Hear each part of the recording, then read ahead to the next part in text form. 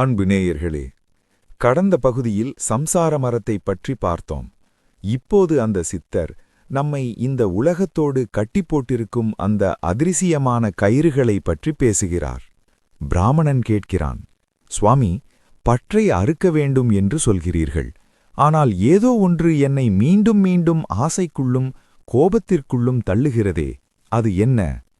அதற்கு அந்த சித்தர் சொல்கிறார், மகனே, இயற்கை பிரகிருதி நம்மை 3 குணங்களால் கட்டி போட்டிருக்கிறது. அவை சத்வம், ரஜஸ், தமஸ்.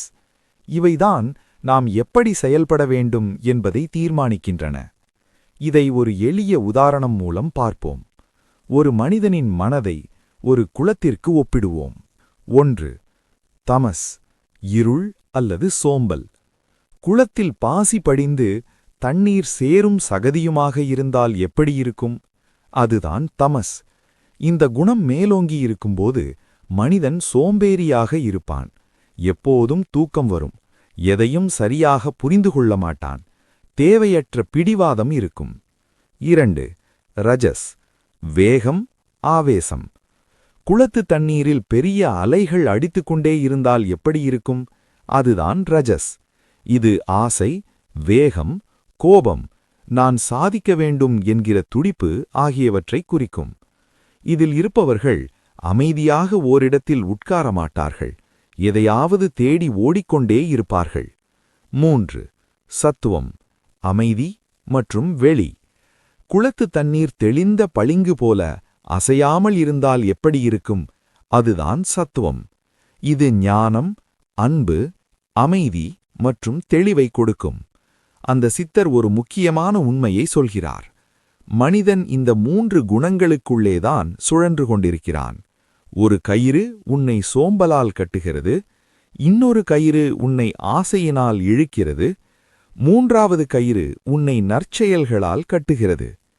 இங்கே நாம் கவனிக்க வேண்டியது என்னவென்றால், சத்துவம் என்பது நல்ல குணம் என்றாலும் அதுவும் ஒரு கயிறுதான்.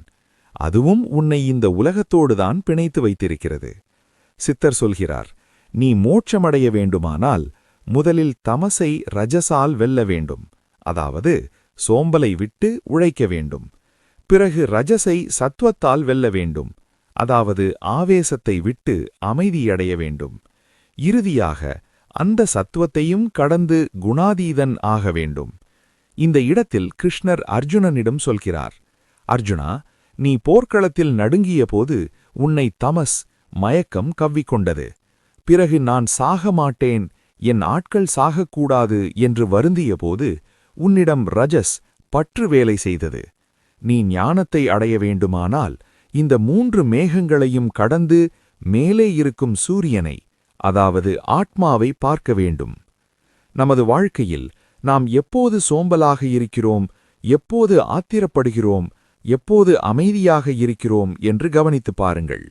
இந்த 3 குணங்களின் ஆட்டத்தை நீங்கள் கவனிக்கத் தொடங்கிவிட்டாலே நீங்கள் ஞானத்தின் முதல் படியில் ஏறிவிட்டீர்கள் என்று அர்த்தம். பிராமணன் அடுத்த வினாவை தொடுக்கிறான். சுவாமி, இந்த குணங்களை கடந்து செல்வது எப்படி? அந்த பயிற்சி எது?